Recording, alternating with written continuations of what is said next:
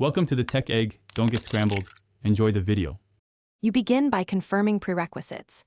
Make sure your iPhone 16 is unlocked, or the carrier supports eSIM, you're signed into your Apple ID, and Wi-Fi is active.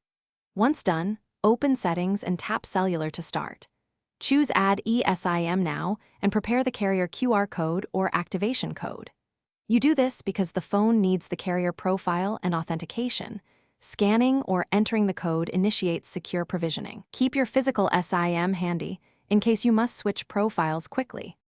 Now you proceed with the activation step. You scan the carrier QR using the camera flow in Settings Cellular or choose Enter Details manually to input SMDP Plus and activation code. This registers the eSIM profile. Once the profile appears, label it and decide which line is default for voice and which for cellular data, because labels help you switch quickly.